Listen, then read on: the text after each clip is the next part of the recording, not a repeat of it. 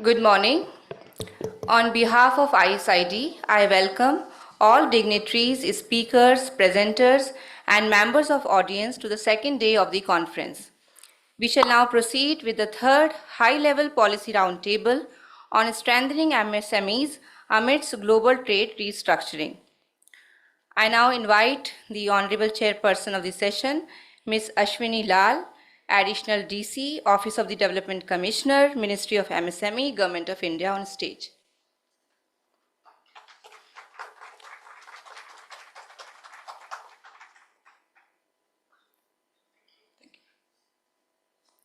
I also invite our distinguished panelists, Professor M. Suresh Babu, Professor K. Narayanan, Mr. Anil Bharadwaj, and Ms. Sonal Jetli.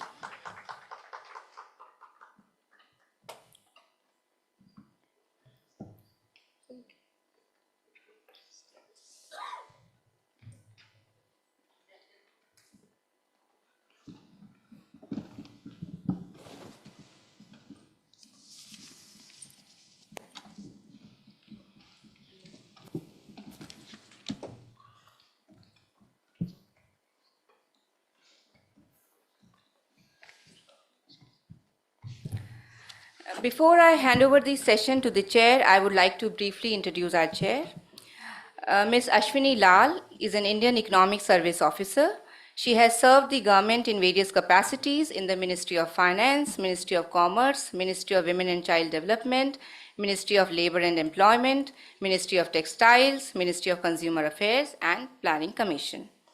We are grateful to her for joining the Policy Roundtable.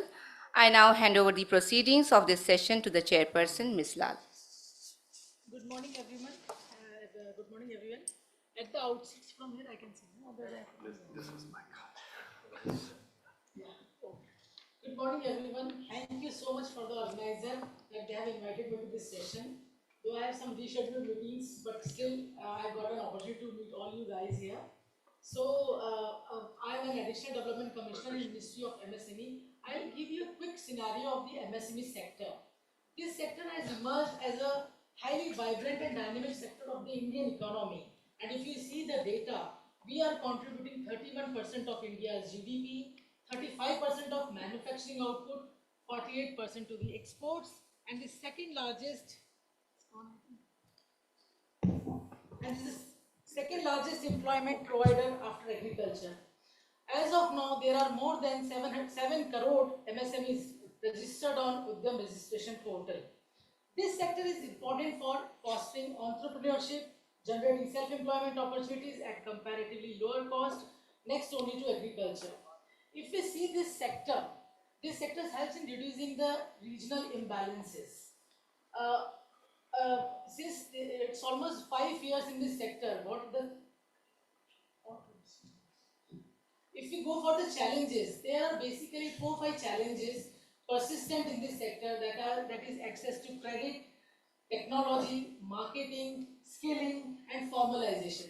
For this, our ministry has taken various schematic interventions in the form of PM Vishwakarma, Prime Minister's Employment Generation Program, Procurement and Marketing Support Scheme, CGT MSE, and so on and so forth.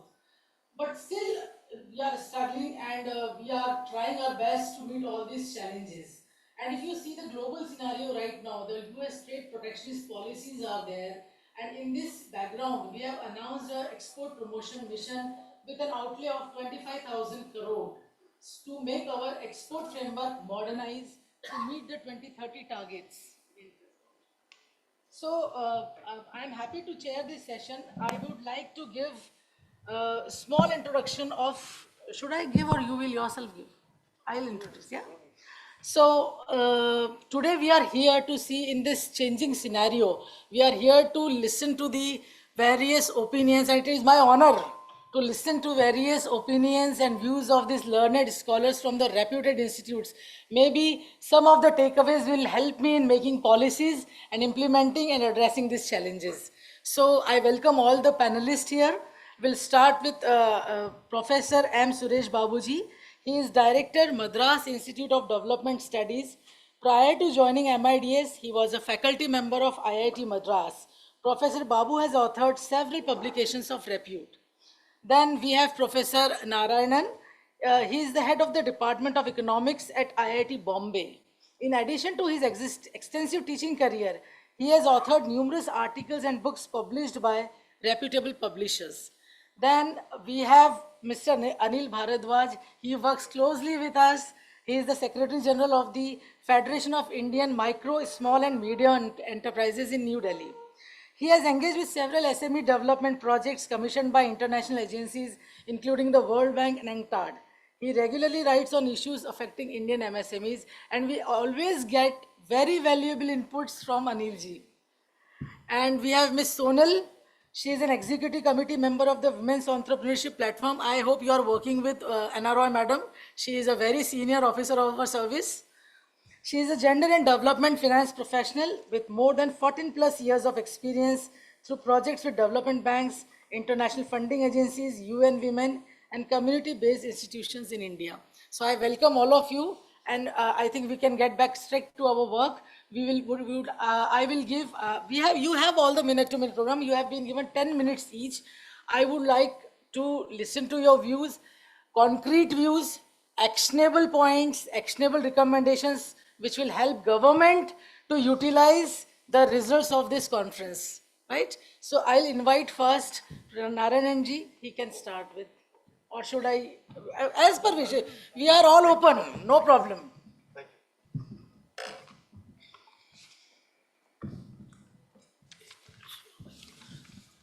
I think एक चालू दूसरा बंद हो जाता है.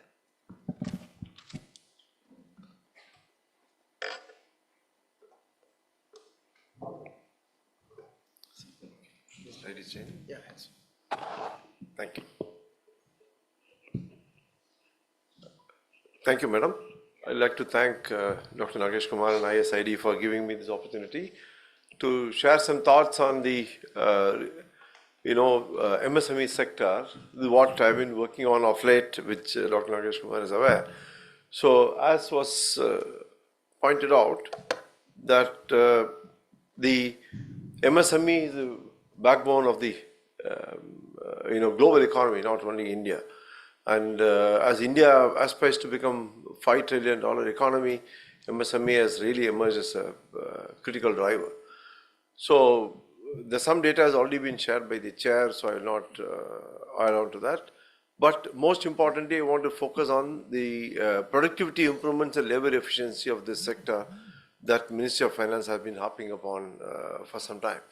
Now, if you look at the MSME's contribution to gross value added in India's GDP, now barring the year of lockdown, it has been quite steady, and 23-24 there's a decline in the previous year based on the annual reports.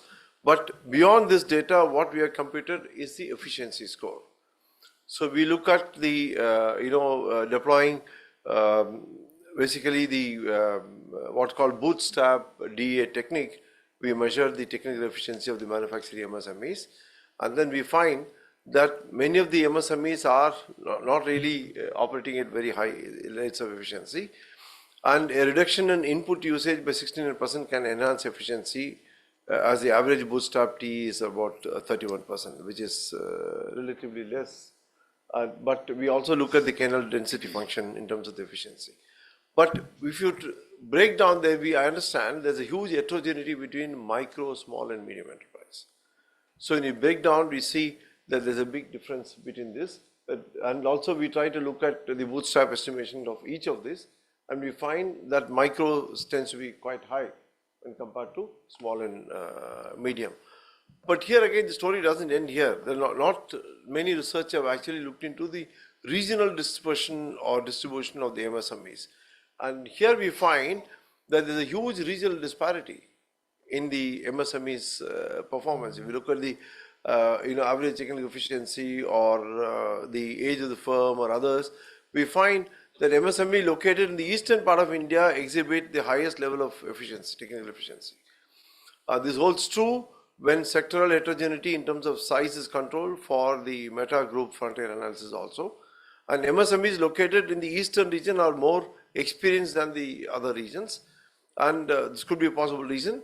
But MSMEs in the central region report the highest average debt levels and the heavy reliance on the imported inputs. So that also we find there's a huge difference, a regional difference in terms of who is using imported inputs and who is more efficient, what is the average size and how long they've been there, etc. Now, given this background, we use this technical efficiency measure, which is basically carried out by ourselves. We look into the exports of the manufacturing MSME because when we talk about MSME, we immediately look at exports. There have been major foreign exchange earners to the economy. Now, here you see that medium-sized firms are leading exporters within the MSME category. That definitely means there are some thresholds in terms of the exports, etc. But our research goes beyond this because what we find here is the survival of the MSMEs in the export market. I mean, I'm sure Mr. Bharadwaj would know it have more insights from the industry. But if you look, we estimated the survival duration of MSME in the export sector, in the export market. So we employed Kaplan-Meier survival estimates, a non-parametric technique used to estimate the survival function over time. And it measures the probability that the firm continues to operate beyond a certain time period, especially in the export market. And we find that graphically represents the survival probabilities, allowing comparison of survival patterns across groups in terms of size, efficiency, or R&D activity, etc.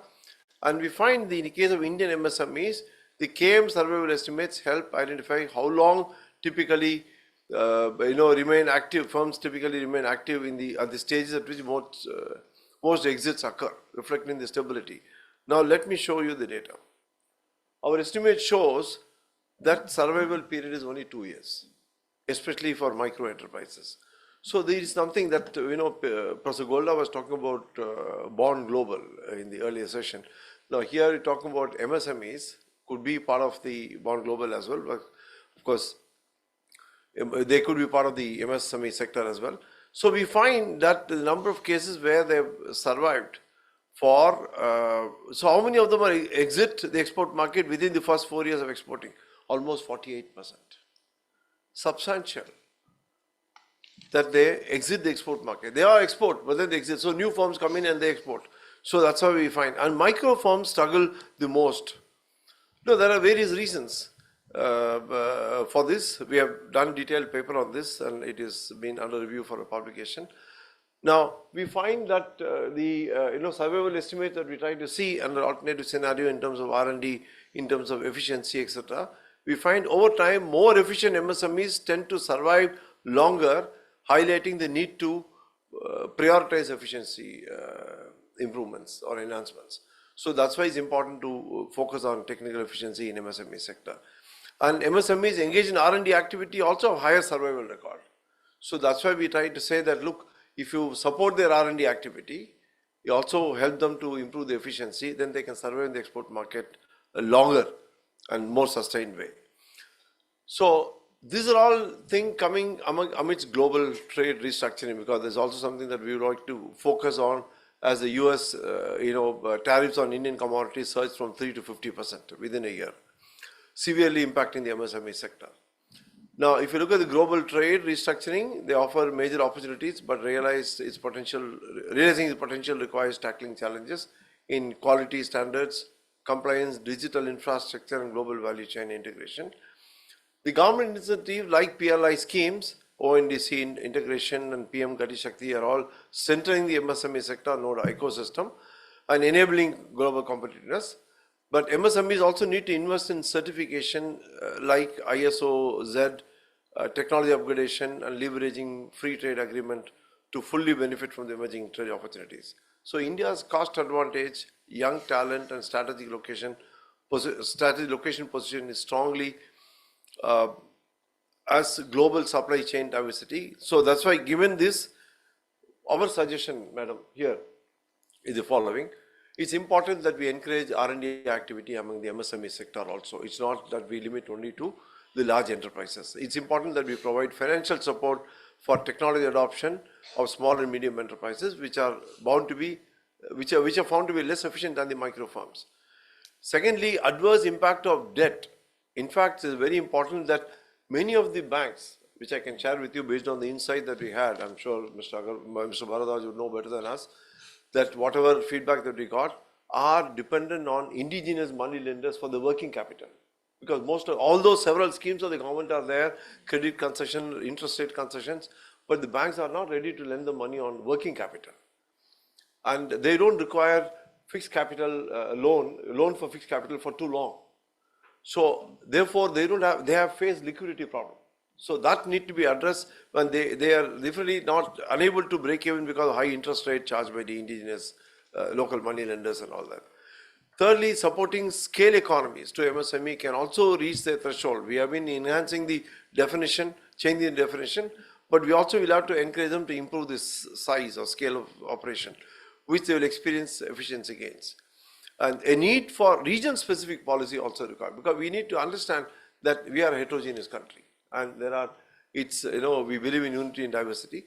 So with particular focus on facilitating business environment in Eastern India, because that can really help them, because they are really doing quite well as per the analysis of the data that we have done. Now also facilitate long-term survival and competitiveness in the global market, and recent policy support like PLI scheme could be extended to medium-sized firms on a large scale to leverage export benefits. That could also definitely be done, mainly because they tend to have a longer survival duration in the export market. So in the context of global trade uncertainties, therefore, policies should not overlook the potential in the domestic market for sustained growth of MSME. That's exactly what we're doing right now because of the global uncertainties. But that could still go in parallel along with your support for the export, for them to survive in the export market. Thank you so much for the opportunity. Thank you. Yeah, thank you so much, Narayanji. Thank you for your insights and inputs and in-depth survey of the regional differences of the MSMEs and the various techniques which you have used, which calculated the survival duration of the different MSMEs in the export market. So definitely we would like to take away these inputs with me, and we will discuss and work on this. And now I will invite Suresh Babuji to share his views on the present scenario.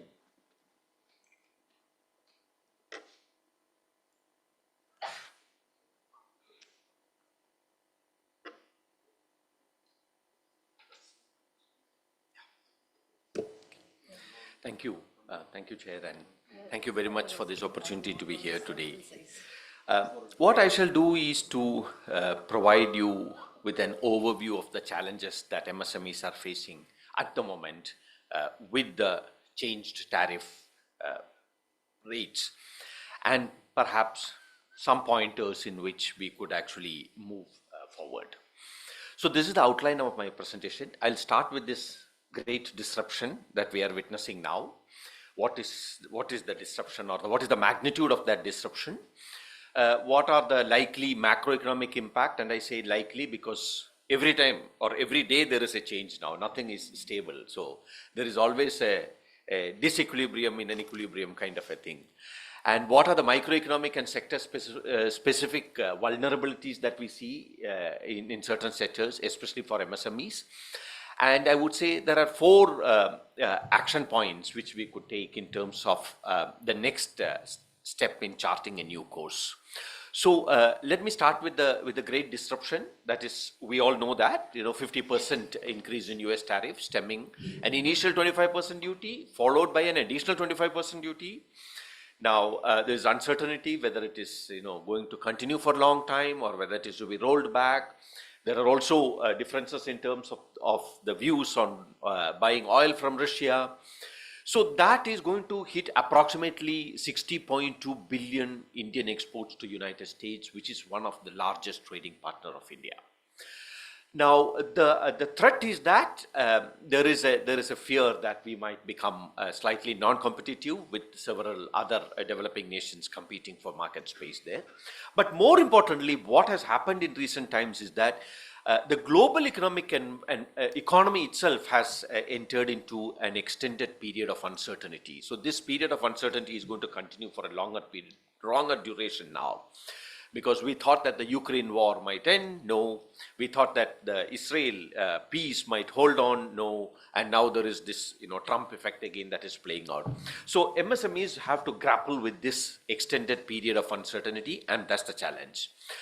So let me give you some numbers in terms of what are the new tariffs that are coming. Yeah.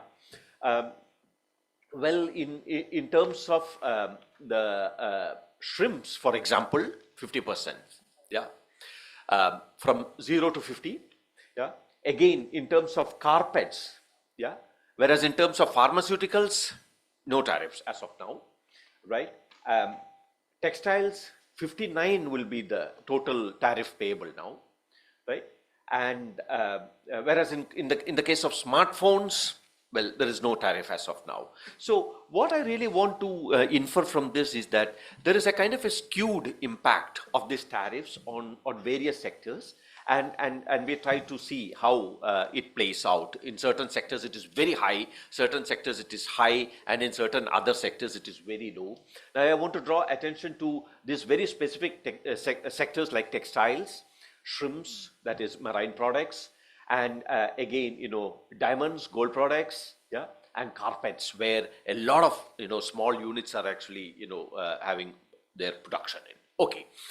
Now, what is the macroeconomic impact of this tariff? Well, it's all speculative at the moment. A reduction in GDP was predicted. As of now, we don't find a significant impact, but we don't know yet.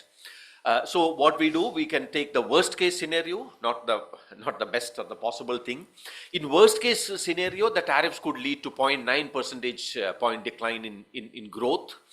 But all these are speculative. It's all very, very early and tentative. But the point is that Indian economy recorded exports of 820.93 billion. But these tariffs then could jeopardize this growth. So in an environment where when we see, the total output is, C plus Y plus I plus X minus M, this X minus M could be a dampener if these tariffs are going to persist for a longer period of time. And again, in a worst case scenario, if no mitigating actions are taken, exports to the United States could see a substantial decline of 43%. I repeat, if no mitigating actions are taken, but we are actually taking some actions. But there is also a secondary effect that might come, which I think CRISIL has highlighted recently, that the gross non-performing assets of the banking system might increase when you have this kind of a problem for MSMEs. And that's a worry, and that's a secondary effect that might actually pan out over time. Sector-specific vulnerabilities. Now, I'm not going to go very, very deep into this. We are also doing some study on this, especially in the Tirupur textile cluster, and we find that, MSMEs account for 70% of this, industry specifically. It's heavily concentrated in clusters like Tirupur, Surat, Panipat and all. And tariffs are going to really hit hard for these sectors. And the kind of a pessimistic scenario is that the exports could plunge by 70%, which means that there is a question of jobs, employment growth, yeah, and the fear is that Indian exports might become less competitive compared to that of Vietnam and Bangladesh, which face a combined tariff of only 31%, yeah, whereas we are going to face much more than that. Again, when we look at gems and jewelries, the same kind of a scenario, and we find that there is a potential revenue dip of 20 to 30% in terms of the revenues for this sector. And again, hubs like Surat and Jaipur might be hit very hard. And the Gems and Jewellery Export Promotion Council has expressed fears of far-reaching repercussions of these tariffs on particular industry. Seafood is another sector that I was talking about, predominantly managed by MSMEs. It anticipates a 20% reduction, yeah, in US exports. Yeah, again, CRISIL's intelligence highlights the disadvantage faced by Indian seafood exporters compared to other, small countries like Ecuador, for example, which benefit from a geographical advantage and a significantly lower tariffs of only 15%. So the point that I want to emphasize is that there is sectoral impact in which there are certain countries might gain and India might be at a disadvantage because of this tariff that is imposed now. Again, chemical. So I'm not going too deep into that. But there is also some optimism in this, yeah, because these are some of the sectors that might be hit very hard, but there are also exceptions. For example, approximately 30% of India's export to US, which is valued at 27.6 billion, will remain duty-free. Yeah, so there is an opportunity there if we can actually, orient ourselves there. And these includes pharma and, other electronics, for example, in a big way, and petroleum products. So there is some relief at the macro level, at least, not at the micro level on this. And then two major sectors where we could actually get some kind of a relief is pharma as well as steel. And also there is this increased domestic resilience, which especially with the recent GST reductions, which could boost the domestic demand, and that could also help the MSMEs. But what is the way forward? And I will highlight 4 issues, and I'll stop with that. One, I think there is a lot of financial assistance and schemes that are already available, and MSMEs have to leverage on that. For example, the export promotion mission, which we were talking earlier, which I think has to be leveraged. Second, there is also the credit guarantee fund scheme for the micro enterprises. Yeah, and in the last financial year alone, a record 3 lakh crores worth of credit guarantees were extended under the scheme, and that has to be leveraged. The Pradhan Mantri Mudra Yojana is another area where MSMEs could leverage, and there is also credit guarantee enhancement. So one line of action which we should push for MSMEs is to leverage on the existing comprehensive support that is already available there before we really venture into new schemes and supports. Second is an important thing in terms of market diversification, because the government is actively facilitating MSMEs to have access to, of course, China. We know there are a lot of negotiations that are going on, Latin America and Africa, through a lot of trade fairs and export promotion councils. For example, India's agro-based industries is poised for significant growth, with these government policies. So the other interesting possibility is in terms of looking at Russian market, which we are also exploring now. So in this connection for market diversification, perhaps I think, we need to really push, because now there is also a lot of schemes under the GST relief that is coming for the domestic demand as well. Third point is what I want to emphasize now. There is also a potential for embracing new financial technology and the role of trades. Now, I'll come to that in a minute before I conclude, but I think that is still underutilized, trades. We know that trades is a platform where it provides, a critical solution in terms of receivables for MSMEs. Now, the TREDS platform has experienced a remarkable compound growth rate over time, but I think still the registration in TREDS is still less. The seller base is only 45,000 MSMEs, which I think is still small. That's an area where we should actually push for much more. There is also the platform of ITFS, which is the GTX platform for cross-border diversification of export financing. Again, the utilization of that is very, very less. So these two, I think, can really be a very useful source in this context, along with the broader, fintech ecosystem which India has actually, developed over a period of time. So this is the third area, that is in terms of embracing new financial technologies, especially the use of TREDS, that could be a very important source. And finally, I think there is a need for cultivating domestic strength in terms of improving domestic demand, which is already the first bit of that is already in place. That is the GST reductions. But the last point is something which to which Professor Narayan also referred to. There is a need for improving the efficiency as well as quality and resilience of these MSMEs. Now, I have two important areas which I would like to submit for the chair as well. That is, one priority area is to scale up TREDS. Now, SIDBI's analysis of the utilization of TREDS shows that it has a very complex registration process. And MSMEs are finding it extremely difficult because, they have very limited digital literacy, and the documentation requirements are also very high. So I think that is an area where I think we can actually do some reforms. Second, there is also restrictive regulations on onboarding sellers to TREDS.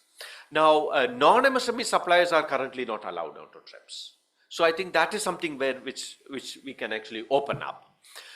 And very interestingly, we find that there are a lot of inactive participants. A significant share of registered participants on TREDS is actually inactive, with no process transactions. So I think we need to have an in-depth study as to why they are not very active on the TREDS platform. If you have a platform like this, why?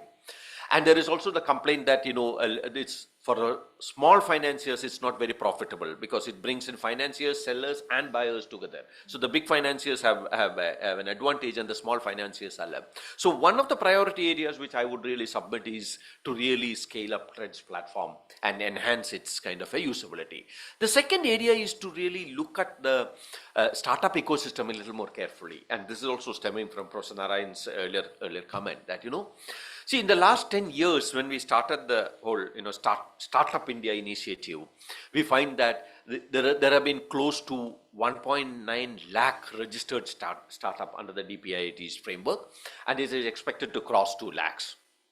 But this particular year, in 2025, we have what newspapers often call as the Great Indian Shutdown now. A lot of startups are shutting down. And 11,000 startups have shut down. That is a 30% increase in the shutting down of startups. And one of the reasons that we find, a number of studies have reported this is, well, the primary three causes for startups to shut down. One is funding freeze. Second, I think that is very important, that is compliance fatigue. Yeah, so I think there is still a lot to be done in terms of compliance, especially for the startups now. And third, talent churn. So I would really submit two areas where I think we can have immediate action for MSMEs, that is the Threads as well as looking at the startup ecosystem. So I'll stop here. Thank you very much. Yeah. Thank you so much for your comprehensive sectoral overview and the recommendations thereof. I would like to share one or two important data sets with you. In CGT MSE, as of now, we have issued a guarantees of 1.27 crores and the value is 11,27,214 crore rupees. And if we see the data from on the export front, if you see from January to September 2024, the exports to US were $61.17 billion. When we compare this with January to September 2025, they are $72.34 billion. So it is good to know that as of now, the data is not reflecting what we are scared of. Maybe in October, November, we'll get the more data and we'll have the clear picture. But as of now, it is more than that of the last year. So, yeah. So now I would like to invite Anilji to share his insights and views. Thank you.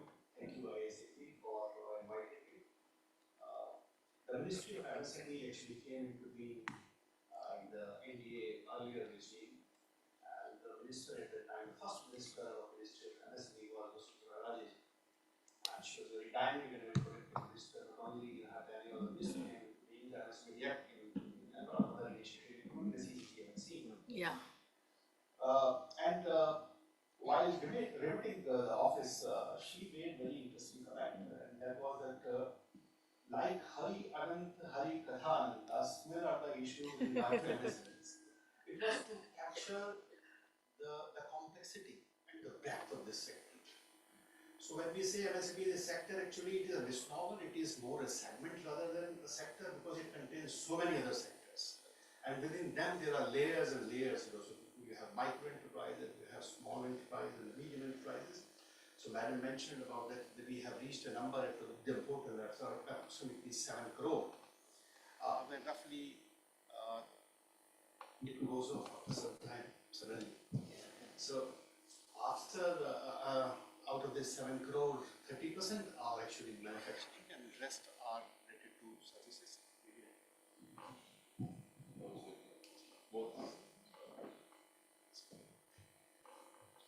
So 70% are into trade and services. So trade would also include shopkeepers, retail basically. And you can visualize that, then the kinds of challenges that each segment would be facing would be very different, whether in services sector, or retail sector, or manufacturing sector. Manufacturing sector, because the very nature of manufacturing is subjected to the discipline of imports. Services sector, as well as the retail that way, is not that much facing competition as manufacturing sector is facing. If you are not competitive, you will not be able to survive. I used to give this analogy to make my point understandable. Like we have very near to Delhi is cluster Meerut. It manufactures scissors. So if a scissor manufacturer is not competitive, scissors would start coming from China or from other places. But so far as the hairdresser is concerned, he has no issue if he increases the price by 10%, because ultimately he's competing within India. So no Chinese hairdresser is coming for, at least for now. I don't know about 20 years down the line. So when we are saying issues like competitiveness, we need to understand that it resonates with this 1/3 segment of the segment of MSME, that is manufacturing. Now in manufacturing, one of the issues is that, when India's reforms came in 1990, they were largely focused on the external sector and avoided carrying out internal reforms. Because politically, I mean now also we have seen that what has happened in the farmers' law itself, it is politically very difficult to carry out. It's not easy. We are a very vibrant democracy. But ultimately, we have come to a point now that if we want manufacturing to really move the needle from 15-16% to 25%, which we have been targeting for more than 2 to 3 decades, then we have no option but to carry out some of these reforms.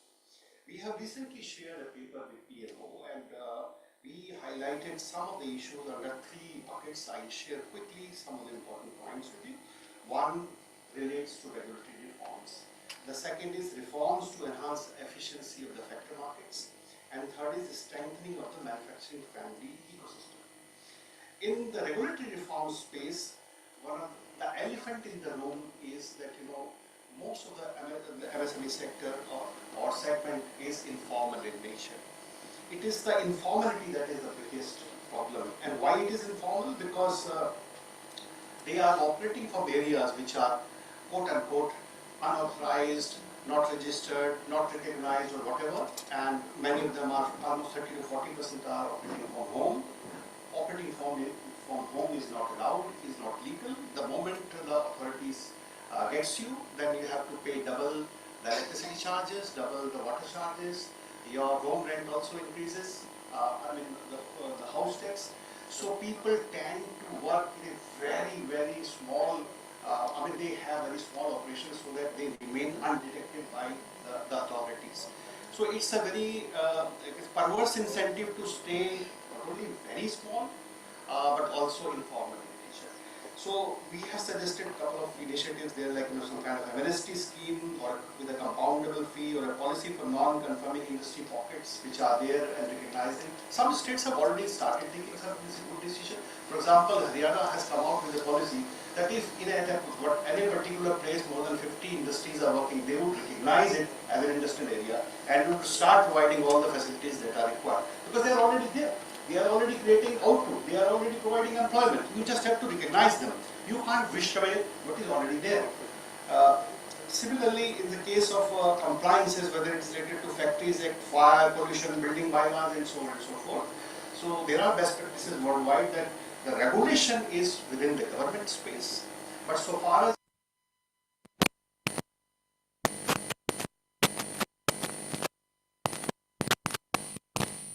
informing people that what they are supposed to comply with, secondly capacitate them, and third give them the certificate that you have complied with. So this is not something new, people have done that, we need to perhaps learn from them and adopt it.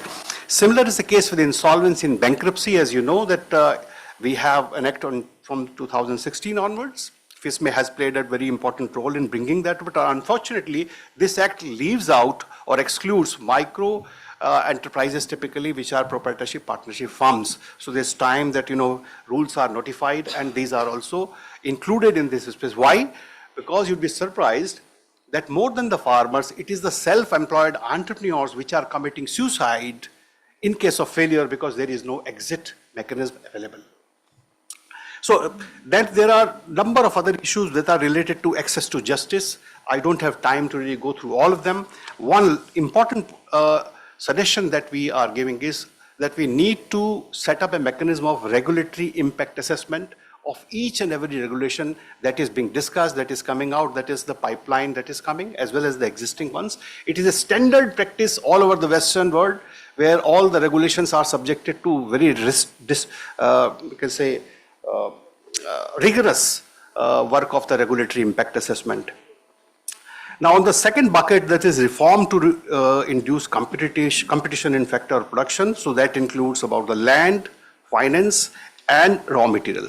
On land, of course, everybody knows that it is almost impossible to buy land for the MSMEs and set up a viable small factory because the land costs have increased tremendously in the last decade or so. So a plug-and-play infrastructure available on lease would allow manufacturing to flourish. And there are a number of other things that the best practices are already there, but we are just suggested that this need to be enhanced and the state governments need to be provided a lot of money for this if we are interested in expanding the manufacturing. On finance, one of the very radical suggestions that we have, maybe that many of you who are sitting here can comment, what we are thinking is that RBI has not been able to really deliver so far as on the issues of MSMEs access to finance is concerned, and especially about the quality of the services. The bankers' quality of service is very poor, and no matter which MSMEs you will talk to, one of the major difficulty they would always point out is related to the bank. What we are suggesting is, and again this is best practices around the world also we can pick, that we need to separate the banking part of RBI and merge it with this insurance company, and banking and insurance separate regulator perhaps is needed in India because today it is very difficult, and you also include the fintech into it. So these three institutions or three type of activities perhaps need to be covered under a new regulator which could be suitably empowered. On finance, on the raw material particularly, we are finding it very difficult as a sector that thanks to QCO, access to major raw materials, whether it is iron and steel or copper or aluminum or polymers or glass or whatever, which MSMEs are using as a raw material, the costs have increased tremendously because of the quality control orders, which have proliferated in the last 2 to 3 years, and because of that imports have come down, and the very important aspect of competition has been taken away. As I said in the beginning, for manufacturing it is important that they are subjected to the discipline of imports. But because of the QCOs, that you can say the pressure of competition has been taken away, and Indian manufacturers have increased their prices, making the downstream MSMEs absolutely uncompetitive in a large number of segments. And that need to be addressed through Competition Commission and other suitable mechanism. Lastly, on the third part is on the ecosystem, we are proposing about the technology vision for MSMEs. So I don't have time to really go through in detail, but the issue is this. Most of the MSME segments have been under reservation policy for a long period of time. And if you compare from peer to peer, from Indian MSMEs vis-a-vis the Korean MSMEs or the Japanese MSME or Vietnamese as MSME or Chinese MSMEs, we find that there is a wide gap in technology, can say advancement with India, and there is a need to identify those gaps and take and steps taken to bridge them in a specified period of time. So I think we need to work in a mission mode, and then only perhaps would be able to correct the problems that are there. On US, I would like to just add that impact of US tariff, that we have the feedback from the ground that in case of, totally MSMEs, because they contribute almost 40% to exports directly, and maybe more than 50% indirectly. So the drop in sales is to the tune of 30 to 60%. In Aprils, it's 40% almost. So maybe in sectors like, or in clusters like Tirupur, it could be 70% because they are predominantly focused on US. But otherwise, it is comparatively less in Ludhiana, which is more focused to Europe and other, can say, markets. Leather is 10 to 20%, and the seafood is 60%. With that, I close. Thank you very much. Thank you so much for your suggestions on deep reforms. So since you have submitted it to PMO, so definitely we would be getting something from PMOs also. So ease of doing business initiative is already going on for the compliance regulation and all the suggestions which you have said. We are doing a wider exercise with all the ministries as well as the PMO for this ease of doing business, so that his compliance burden can be reduced. Moreover, for increasing the cost and competitiveness of the MSMEs, recently Ministry of Initiative has taken a comprehensive initiative with a bottoms-up approach, that is 3 level.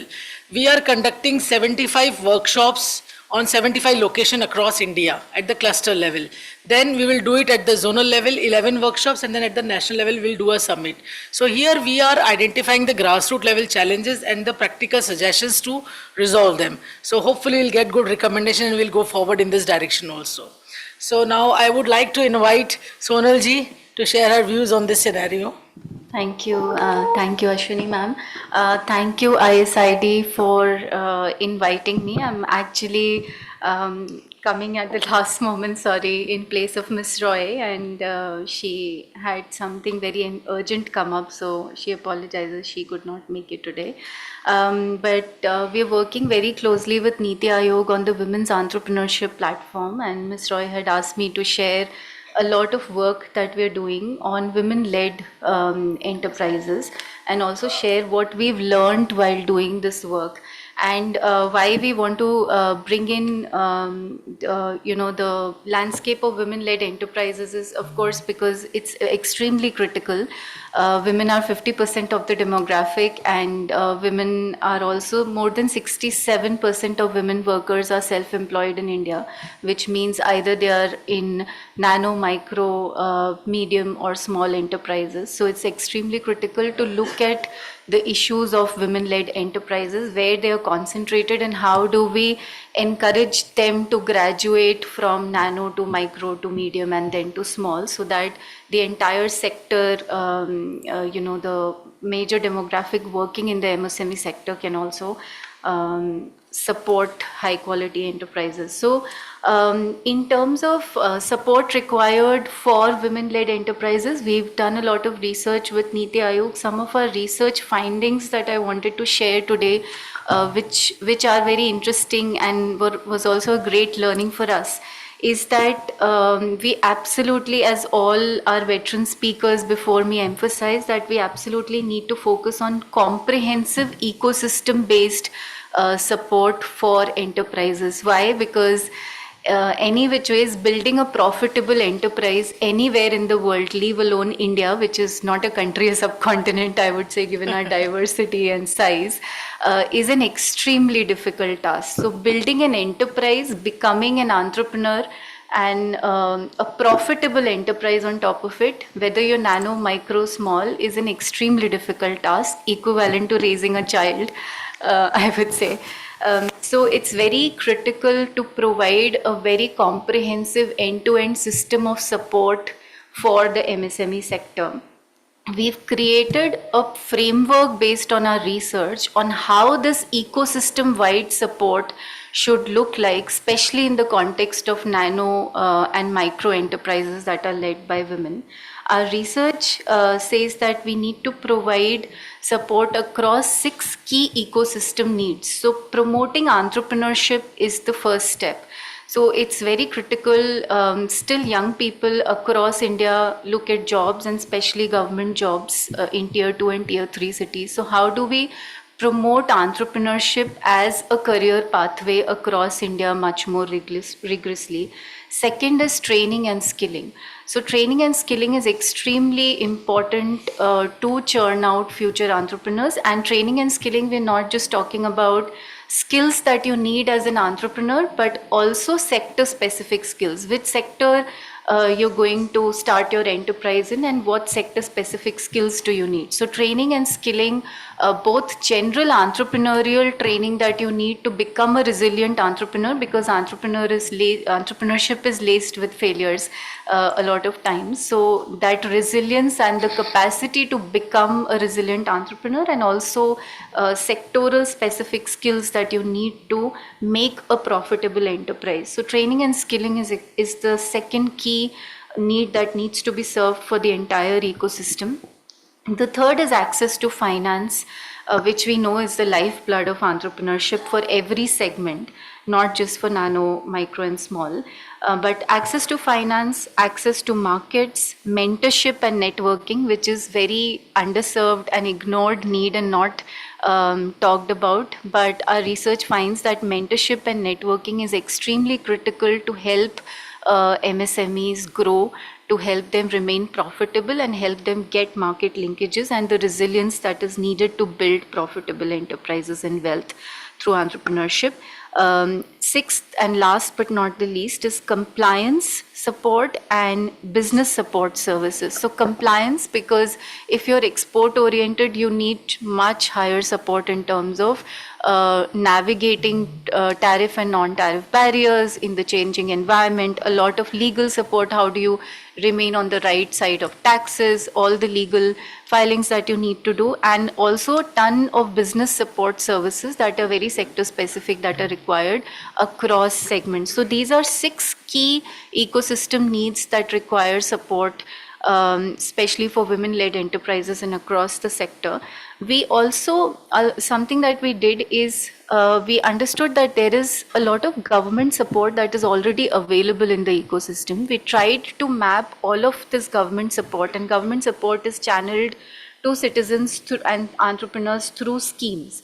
So we tried to map all the government schemes in India that are supporting entrepreneurship in any manner. And you will be surprised to know that across central and state governments, there are 835 central and state government schemes put together, which we mapped, which are supporting entrepreneurship. Only entrepreneurship, I'm not talking about any other scheme. So there are 835 central and state government schemes supporting entrepreneurship. This is data from 2024 that we mapped. This exercise is going to be renewed this year, so we will see how the schemes have reduced and increased and what is the disaggregation across sectors. We also found that against all of these schemes, majority of the government schemes are actually focusing on access to finance, skilling, and some state governments are focusing a lot on business support services. However, the most ignored areas of support are mentorship and networking and market linkages. And market linkages are extremely critical because majority of our entrepreneurs are concentrated in nano and micro segments, and it is almost impossible for them to navigate networks which could provide them market linkages, and market linkages, of course, is an extremely complex endeavor in itself. So these are the ignored areas which need a lot of support. Also, in terms of our overall work that we do with the Women's Entrepreneurship Platform, we find that there is already a lot of work being done to formalize more and more women-led enterprises, because all the national data sets and also the research that we do points to one single fact, that majority, more than 95% of women who are pursuing entrepreneurship are still concentrated in the informal sector. So it's extremely important to formalize at a mission mode sort of speed, which the initiatives of MSME are already doing, because there is Udyam Assist, which is specially for women who don't even own PAN cards, so which is being done through banks and SIDBI. So Udyam Assist is supporting formalization. The Udyam registration, which is a 10-step, very easy process, is also supporting formalization in a mission mode. In fact, WEP is also working with the Ministry of MSME on a program called Yashaswini, which is taking up formalization of women-led enterprises in a mission mode pace. It has already conducted a lot of work in 5 to 6 states under Yashaswini, where the focus was on formalizing women-led enterprises, and then after they formalize, providing capacity building support to take them to the next level. So formalization is still a very big challenge, wherein a lot of government initiatives are working towards it. Digitization is another very critical challenge, because we see when small and micro enterprises, especially women-led, even when they have access to digital commerce, e-commerce, it is very difficult for them to compete on these platforms, because it's not easy to compete on these platforms, because sometimes the unit economics does not work for them. A lot of commission goes to these private platforms. There are a lot of dark patterns and dark practices that you need to navigate on these platforms to become competitive, and actually fair competition is not easy in the digital economy. So a lot of support is required in terms of just digitization of their own enterprises, and also help them compete in the digital economy, because every segment has at a breakneck speed moved to digital. And also, the last but not the least, patient capital is extremely important for all of these women-led enterprises who are still concentrated in just 5 traditional sectors. So unless we provide patient capital and new financial instruments like blended finance, a combination of grants and loans, it's very difficult for these micro and small enterprises to graduate to the next level, because financing is a very critical challenge, and at the rate of finance and interest that is available right now, it's not easy for them to become profitable. So patient capital funds, there are many examples of it across India, some by ISID, some by Maharashtra government. So a lot more of patient capital funds need to go to these micro and small enterprises to help them graduate. A lot of ASOS survey data also shows that increasingly women are adopting digital. Increasingly more and more women-led MSMEs are also more technically qualified. So that is helpful in graduating and diversifying to multiple sectors. And also the labor productivity gap is increasingly shrinking between male and women-led enterprises. So there are signs, there are positive signs, but the ASOS data also points that majority of women-led enterprises actually have a turnover of less than 10 lakh. Which is not good news. So, of course, a lot of work is required across all the ecosystem needs to support their graduation and to help them compete in the market. And and out of these, market connect and patient capital are some of the urgent requirements to support a lot of these enterprises. So, yeah, I will stop there. Thank you. Yeah. Thank you, Sonalji. Thank you so much for highlighting the different needs which are required for the comprehensive ecosystem of the women. As you have already pointed out, formalization, we are doing the Udyam Assist. Those who do not have a PAN card, they can also, the informal enterprises can register on the Udyam Assist platform. I would also like to highlight that we have a MSME dashboard also, which is regularly updated, some data on a daily basis, some data on a fortnightly basis, and some on monthly basis. So you can access the data from there, MSME dashboard. Thirdly, I'm amazed to know that there are 835 schemes, central and state government schemes. All for entrepreneurship. Still, the youth is after the government jobs and all, but it is but it is good to know. And since previously we were working in silos, now it is the whole of the government approach. So maybe we may go towards the more consensus-based approach, more whole of the government approach for the effective implementation of these schemes. And this patient capital fund, this I have heard for the first time. Maybe we would like to know more about it from you afterwards. So I think we'll stop here because time constraint is there, and we have to wind it the session by 1 o'clock, I think. So I will open the forum for the discussion. If people have some questions or they want to discuss some, I invite everyone to involve in the discussion process now. Yeah, please. You want to use the mic? Also, press the gold.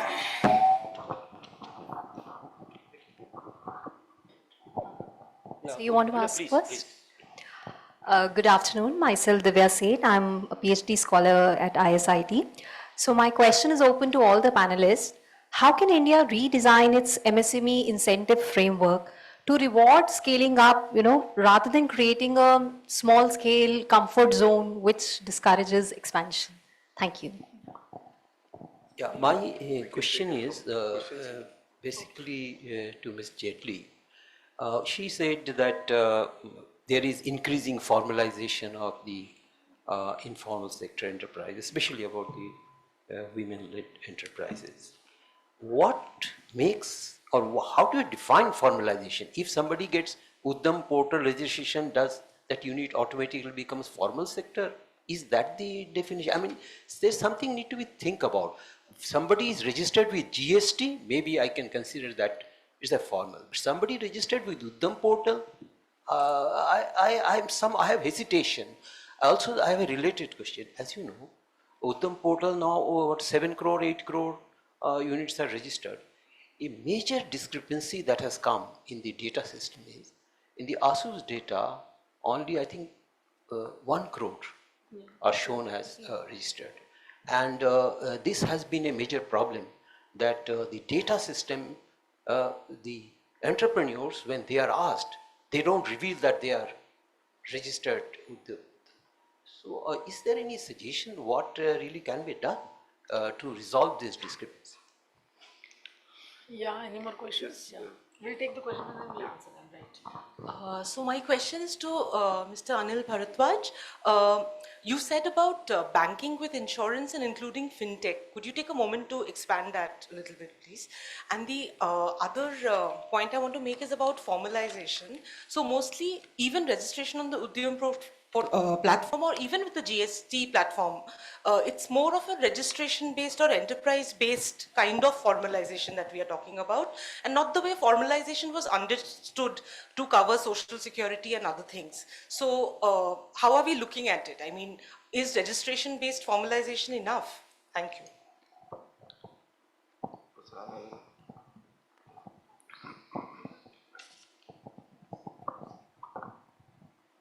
Hi, actually I have two comments. One is for Sonal. This is regarding your 835 schemes. I would like to know how many are known to entrepreneurs and how many are being used. I think that is what matters than having the schemes in place. And this is precisely the point that M. Suresh Babu was also making. So I think that is important to work on further. About the policy reforms, much has been said about policy reforms.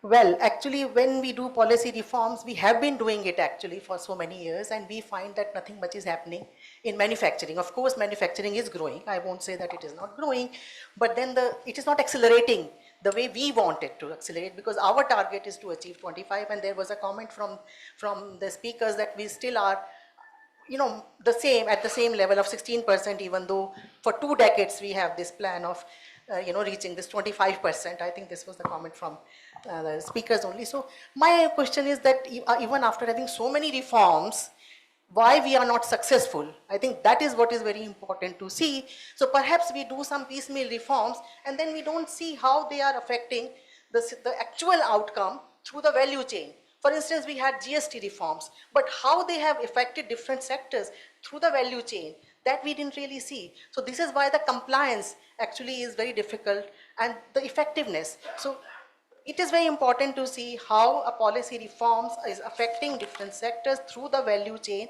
and how they are going to be effective, and also the implementation part. We are talking about policy reforms, but what about implementation? So we don't talk about the ecosystem for implementation. So that is also very important in addition to the ecosystem for everything. So thank you very much. My question is to Ashwini ma'am and Sonal ma'am. As Sonal ma'am highlighted that more than 95% of the women entrepreneurs are currently operating as informal firms. I would like to question as to what were your findings, Sonal ma'am, pertaining to their challenges that they have to face in the digital age, because the challenges have now changed and probably expanded to create new challenges for them to operate. And to Ashwini ma'am, what are the state interventions which have been undertaken in this regard to make sure that they're skilled and upgraded to withstand the challenges posed by the digitalization? Thank you.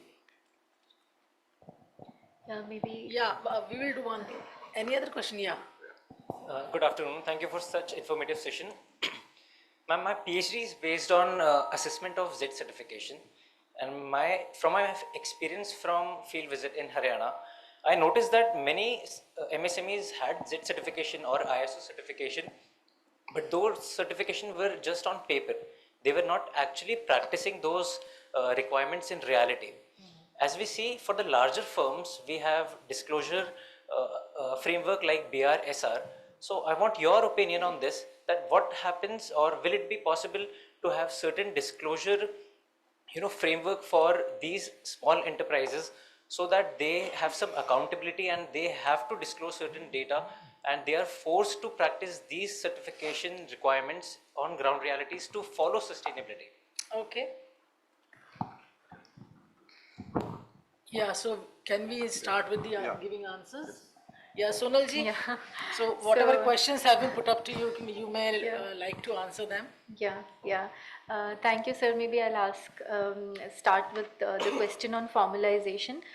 So, of course, I completely agree that only registration is not formalization, but given the landscape and given the size of micro and small enterprises in the country, I think formalization right now with Udyam registration is a good start. Why I say that? Because just getting Udyam registration gets you access to all the priority sector lending schemes and a lot of MSME ministries, very critical schemes. All the MSME Yeah. schemes benefit you can get if you have a Udyam registration So, portal. all the self-help group led enterprises, the collective enterprises, wherein MOMSME is working with MORD to bring in all of these self-help group enterprises into the formal Udyam registration database. I would say it is not enough, but it is a very critical starting point, because once they come into this database and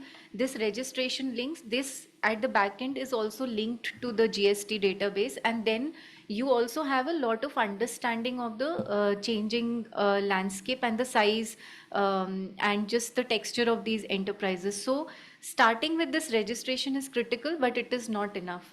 Registration is not formalization. A lot more needs to be done.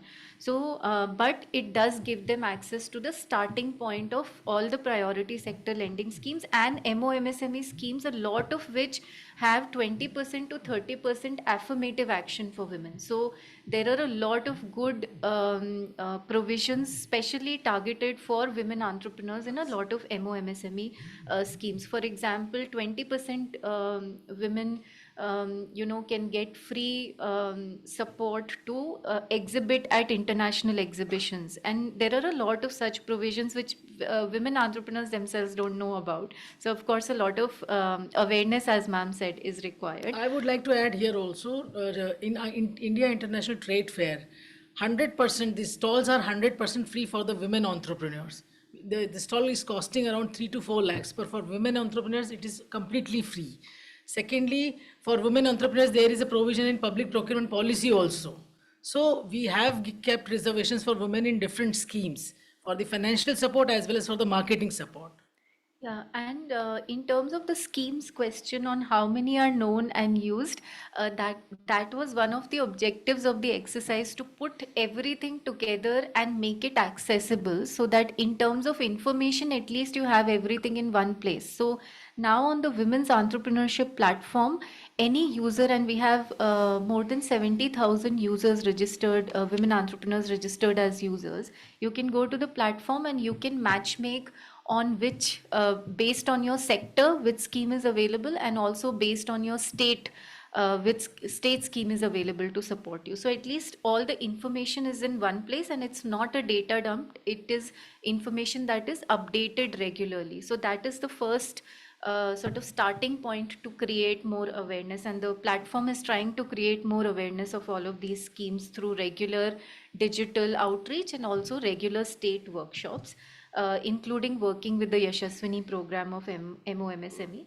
In terms of the challenges that women face as informal entrepreneurs, the challenges are immense, because women are concentrated in very low order nodes of the value chain. So they are workers, they are home based workers, they are mostly subsistence entrepreneurs. If you see data, majority of women led enterprises are single person enterprises.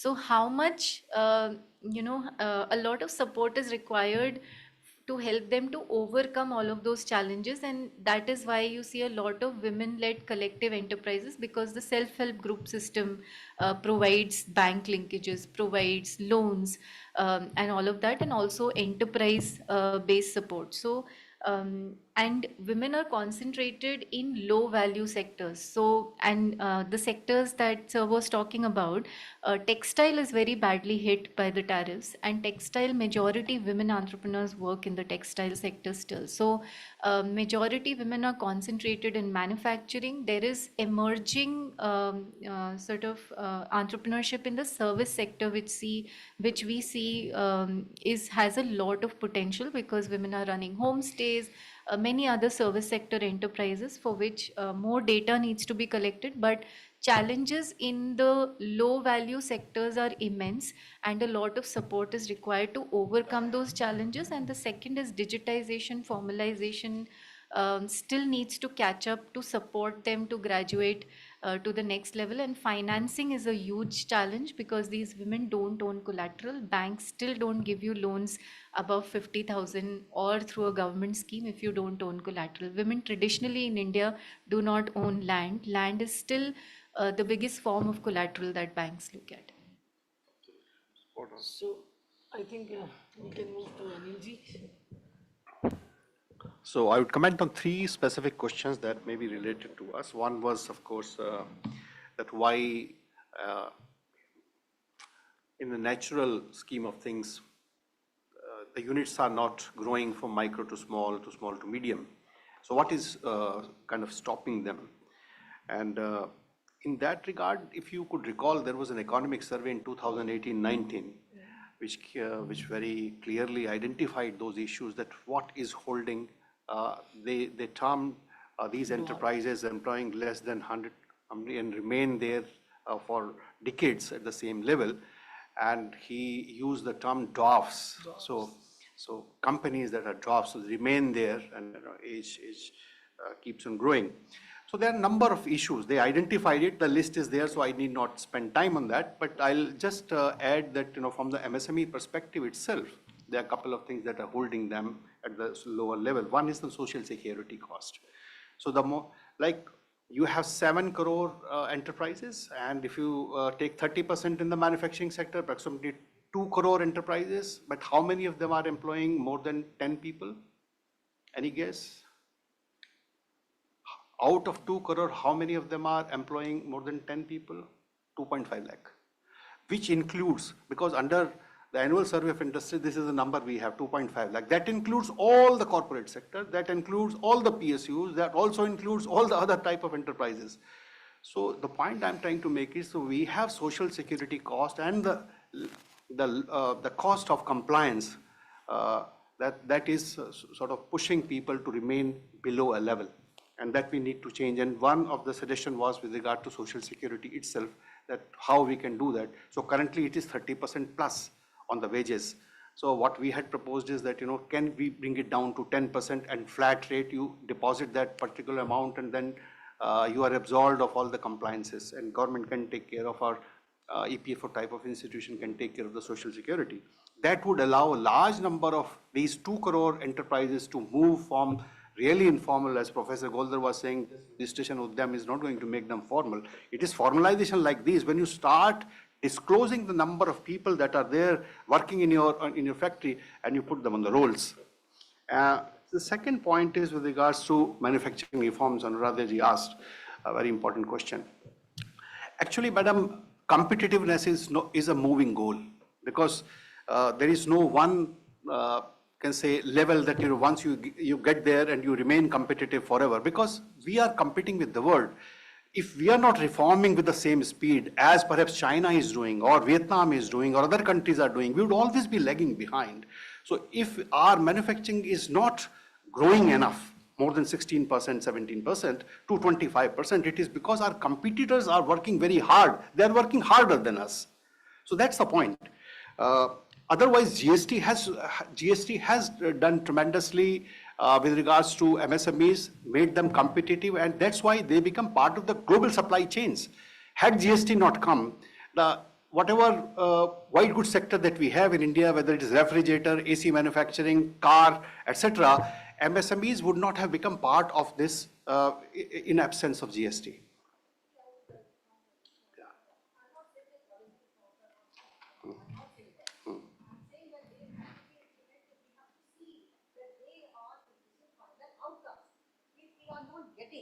And why they are not giving us final outcome, that is what is important to understand. That's what my point was. So we have to have an implementation ecosystem also in place to see that they are implemented, whether it is this e-governance or whatever. I know because I have been talking to these MSMEs in a big way, so I know that there are issues there. But GST is a good example. No, GST is an example. I'm not saying that GST is a problem. I'm saying GST recently announced GST reforms. They really create a lot of problems because in the value chain, different people, different entities were affected differently, and they were not knowing how to implement the system so that they are not affected adversely. This is because we have been working in this area, so I know that we need to really see that if you are reducing GST in this sector, how this will be affecting the downstream industries, the upstream, so that because GST is not independently imposed. It's a value chain. So that needs to be looked into. That's what I'm saying. Can you give an example, or since you have Right now, interacted, right now I'm not getting. effects, so I would like to know. I will definitely talk to you about that, but not now. I'll come to the last point. Yeah, I will definitely, because with this regards is to the regulator. So what we had proposed is keeping in view that the silos under which the RBI and the insurance agencies and the fintech operated is no more there. So what is, for example, Madam highlighted about CGTMSE. What is CGTMSE? In the end, it is not a bank. What it is, it's an insurance company, no? So that's why I'm saying today finance is not just finance as perhaps in the classical case it was, but it is more of insurance, it's more of technology, infotech. So I think we need a regulator that can understand the nuances of these three different segments and take a view which is more wholesome and progressive. And I think that's why we are suggesting that RBI is already doing a lot of sandboxes. What they are doing? So they are calling the insurance company, they are calling the fintech, they are calling in people like us, and then they are trying to create some kind of regulation through the sandboxes. This is what a new regulator, a future type of regulator, future-oriented regulator perhaps needs to see. That was what we had in mind when we proposed this. Thank you. Yeah, so. Time for this thing? Okay. Thank you. I think I also learned a lot by listening to other panelists here and also the chairperson. And thank you for the excellent questions. I want to just respond to two things. Are we, as an economy, are we moving to encourage the MSMEs to grow? The answer is definitely yes. And I think all the efforts we have been putting in to do that. But there are challenges, as Mr. Bharadwaj correctly pointed out. He gives the insights from the industry. No, as far as the policy and other aspect is concerned, I think today we are at the crossroad. We have really reached a very high level in terms of the IT tools in the country. I think what is most important for us, and we could adopt, Madam, is we could have an evidence-based policy reform. Because what happens is, it's also important that we take inputs from the stakeholders, as we have done in several other cases. So MSME surveys we have done in the past, it's much more easier now than in the past to conduct it because of the information technology. And then we can exactly seek input from them in terms of the challenges faced. As I said, the survey that we conducted during lockdown of 400 entrepreneurs in Tamil Nadu, different clusters, is the one which revealed that the banks are unwilling to lend them money for the working capital. So, we convey it. We convey it to the banking system. I definitely conveyed it to people who I know in the Reserve Bank. So that's exactly what, this evidence-based policy reform would be much more effective and much more useful, which will also address some of the concerns of how effective the policy could be. Because if you have evidence-based policy, it will definitely bound to be more effective than otherwise. Thank you so much. Yeah, please. Thank you. Not the last word, but I think I have a small comment only, taking a cue from Professor Golder's comment, that I think we need to have a much more robust data system as far as MSME is concerned, because Udyam and ASUS and other data sets are giving us different kind of picture on the sector. So that is a prerequisite if we are going to really have any targeted intervention. And the second point is that unless and until we have a robust data set, we really can't track the transition rates from tiny to small to whatever kind of a thing. Number one. Number two, we are also hearing these two numbers for a long time, that 32% of India's GDP comes from MSME, 45% of exports come from MSME. And if we are to really trace back and see what is the source of these numbers, then again, a lot of it is approximation, I would say, unless we have a robust data set. So that is one point which I would like to submit, that we need a database. Second, regarding this entrepreneurship thing and schemes of that sort, yes, there are a lot of schemes for entrepreneurship, but how many of them are towards manufacturing enterprises? See, I think that is something which we also need to look at. A lot of entrepreneurship is in terms of, app making and other kind of things, which is, in the service sector, which is fine. There's absolutely no problem with that. But since our focus is on industrialization and industrial transformation, I think we also need to have a nuanced look in terms of what is its kind of an effect on manufacturing and industrial development. So these are two thoughts. Thank you. So, Z certification. So there is a system of assessment in Z certification for silver and gold medals, gold certification. Okay. So if they do not adhere to the compliance, then the certificate can be suspended also. So moreover, आप जो कह रहे हैं कि करना ही चाहिए, तो that it will be again a compliance burden for a small or micro enterprises. Right now we are encouraging micro and small enterprises to go for the certifications first. Once they are into it, then we can train them to how to maintain them and carry on with them, right? Secondly, आपका database का, I agree to that. We are doing efforts on this part also to have the database, because data is the first key. Udyam portal is integrated with more than 40 portals, like GST, income tax. It has integrated with many portals also. So we are working on that. And anything else from your side? Anything else? So can we conclude the session, because it's already 1:15, yeah, and you have another sessions also lined up. So I thank you all the participants, and I thank all the panelists for this fruitful discussion. So thank you so much. Thank you. Yeah. We thank the chair and all the distinguished panelists for sharing their valuable views and insights in this discussion. As a token of thankfulness, we would like to present a small memento to our distinguished guest. I call upon my colleague from ISID, Dr. Anjali Tandon, on stage to kindly present the mementos.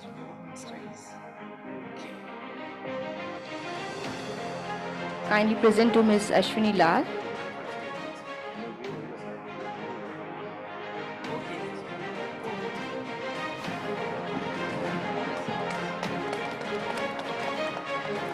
To Professor M. Suresh Babu.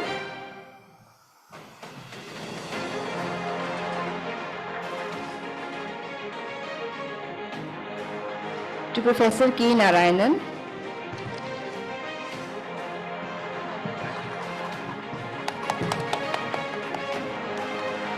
To Mr. Anil Bharadwaj.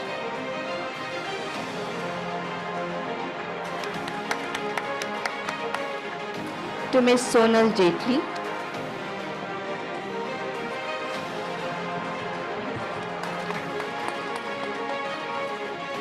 To mark the occasion, I would request all the guests to move forward for a group photo on stage. I invite Professor Nagesh Kumar, Director ISID, to join the group photo.